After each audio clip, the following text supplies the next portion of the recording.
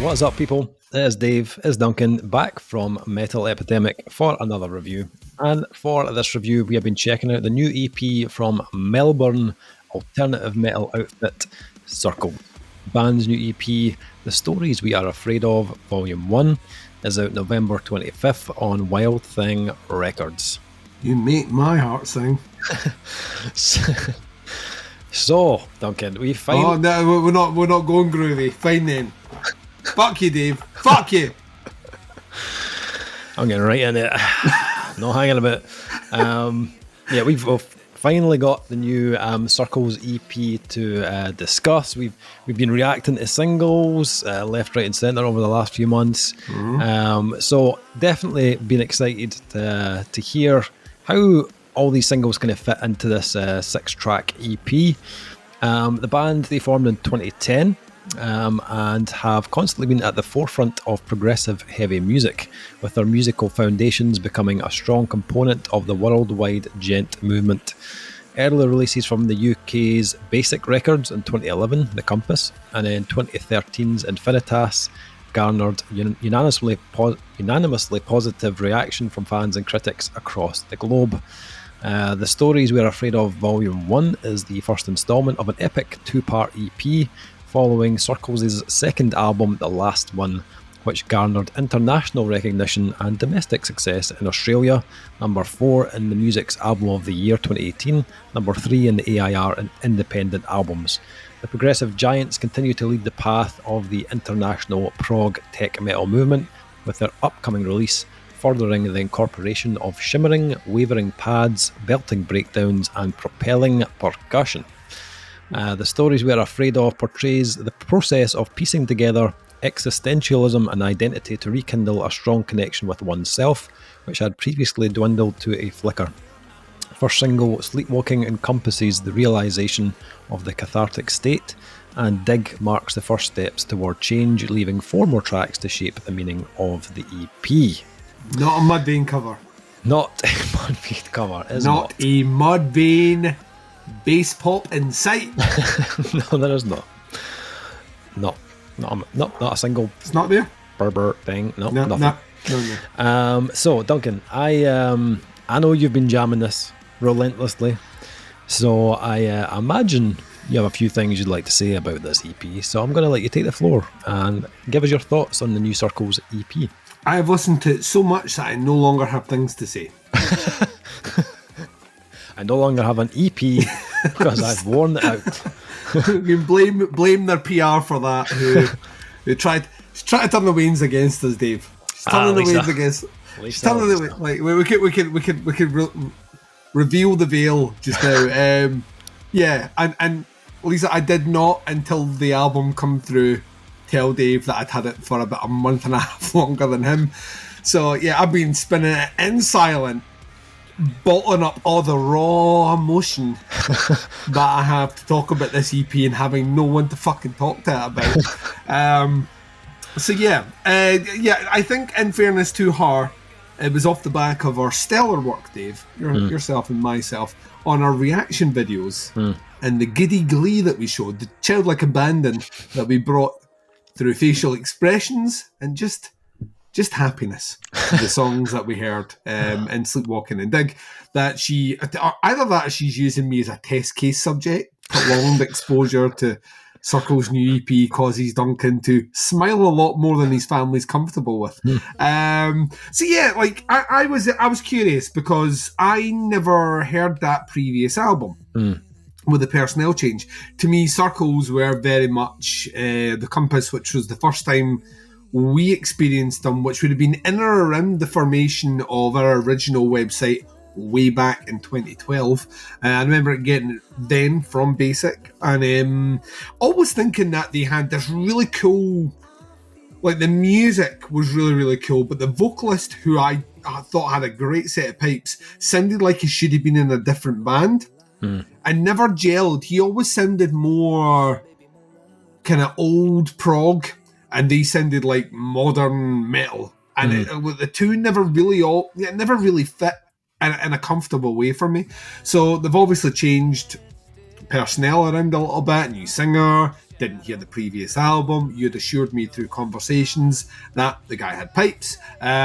So we swung into this, and the two singles floored me in their execution. Like, genuinely, like, jaw on floor. This is like incredibly written melody, really, really, really fucking catchy, and just really, really smart. You know, pop metal. I know they're going to hate me saying that, but buckle up. It's going to be used a lot here. Pop metal. Yes, it has those Djent elements, but they're not egregiously used. And yes, this album has some balls behind it, has a bit of oomph, has a bit of punch, but once again, it's not overused. So it is there, but it's not too much, to put it that way. So sitting down and listening to the EP, the big kind of overriding thing for me was, how does this fit in terms of the rest of the album? You know, like our EP in the case of this one. Yeah. How does it all gel together? How does it hold? Is what I've heard the best of the album, or is it not? So let's find out. And it's weird, and I was speaking to you about this 2 days ago. The thing that kind of struck me on the back foot about this was primarily how I didn't appreciate that the stuff they released was on the heavier side of what the EP actually has. They've almost went against the grain of how things are actually released.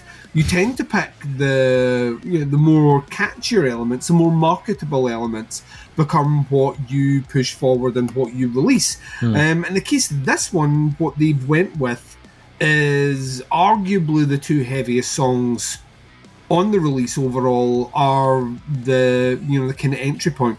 Cynically, I might look at that, as someone that does this as a hobby, and say, well, that's to keep the fans on board and to ease them into the more kind of almost R&B and pop aesthetics that the band brings vocally and construction wise.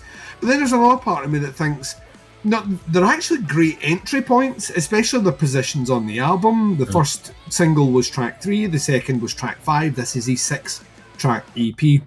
And to break it down, Wonder kicks in. Wonder is a very, very, very poppy track. It's kind of setting the stage. It sounds fucking huge, like absolutely massive.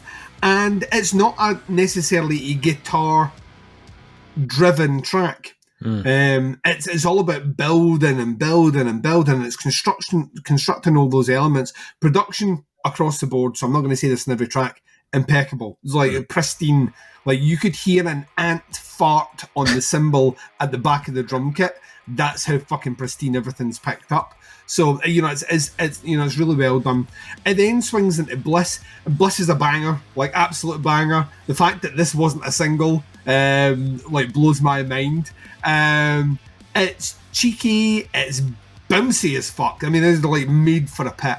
And once again, opens up for that opportunity for massive melody, like huge melody to come in. They've got a really cool formula. We've made mention to it on previous discussions, specifically around bands that we think it kind of reminds us of. And the overriding one that we kept coming back to was an obscure Danish band who've sold millions of albums, so maybe not that obscure. Carpark North, who've been doing this stuff for about a decade, but nowhere near as heavy as this. Yeah. So, like, it reminded me a lot of that, the use of the electronics, the moments that build up, the interludes that strip things out and then build things back from the ground. It's all in here. So Bliss is like when the album like finds its funk.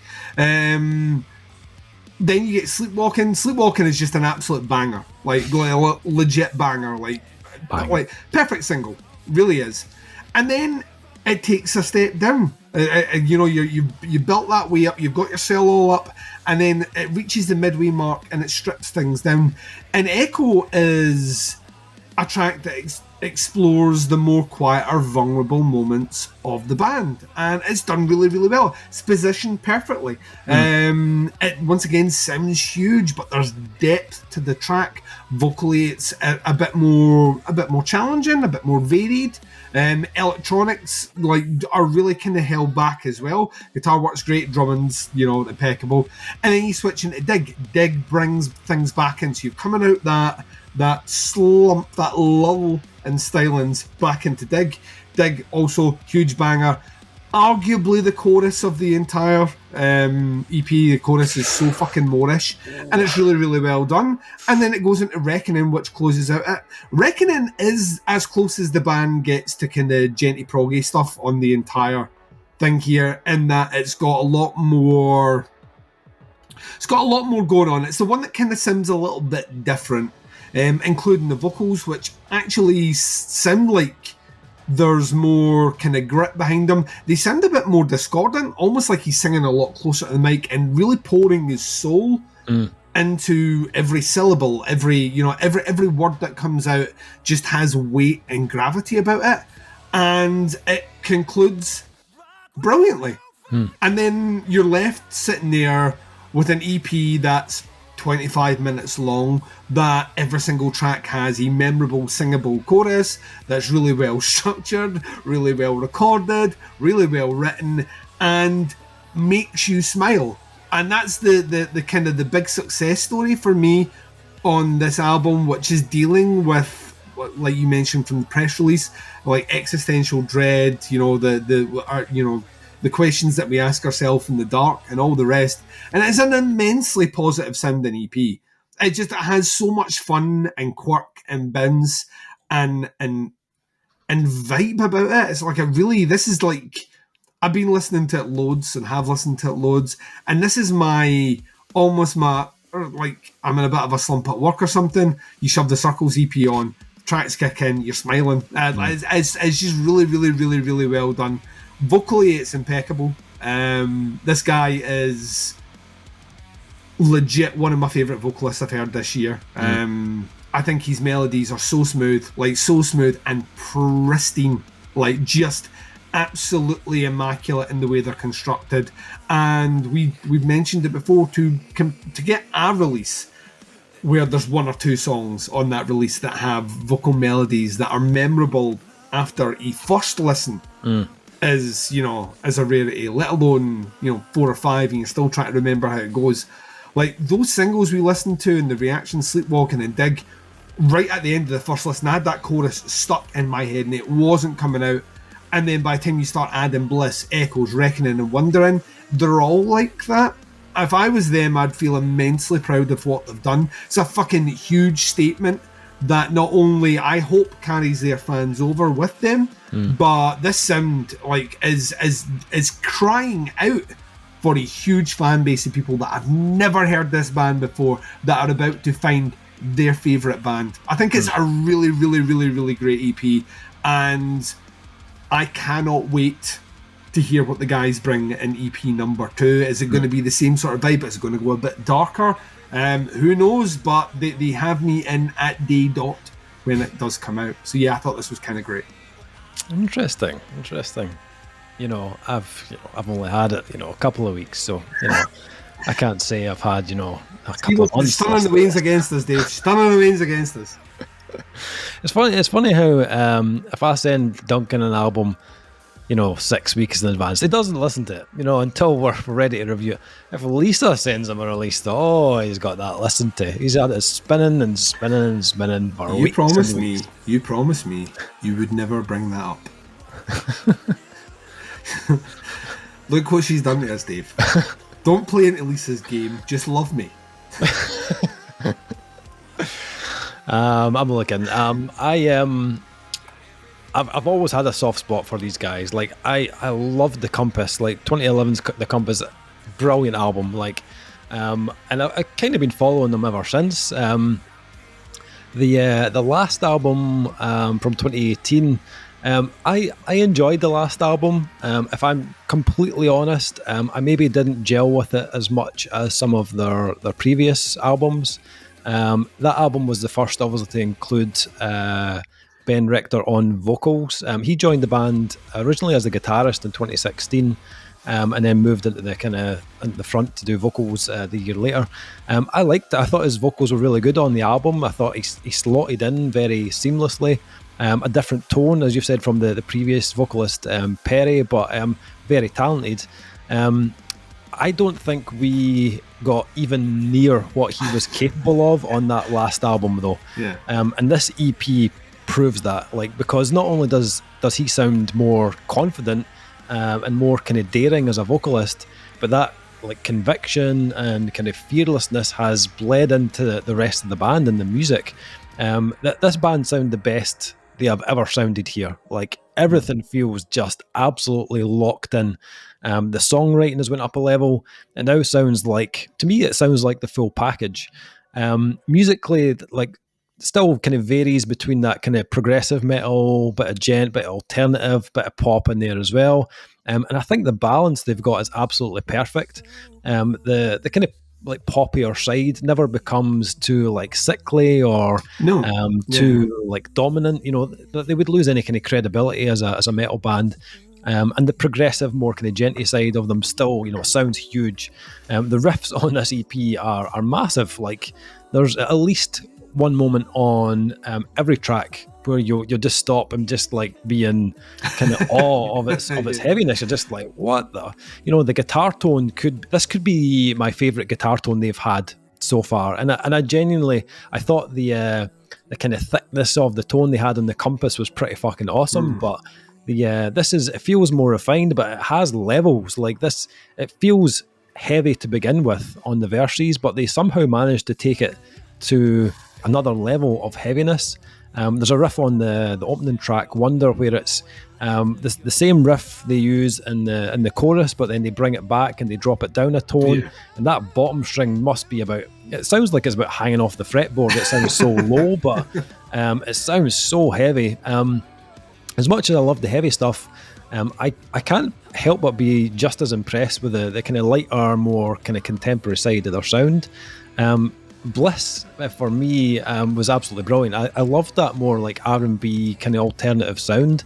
There's little hints of like MJ in there. There's even bits that are like a little bit kind of reminiscent of like a band like Dirty Loops, who have like, you blend that kind of pop and kind of funky kind of soul element together. But Circles are just extremely good at it, and it's really infectious. I'm going to disagree with you. I think Sleepwalking is the best chorus of the EP. Right, let's get our dicks out. Right. I'm not having this at this recording. And I listen, like, it's close between that and Dig. Like, the two tracks are very, very good. But there's something about the Sleepwalking chorus that just absolutely sunk its hooks into me. Not only is it like heavy as hell, but the chorus just lives in your head rent free. I think the placement of Echo is very clever. I think it's that kind of has that kind of longer kind of build up into the track. It's more textured and more stripped back, so it serves as a good kind of middle piece of the EP.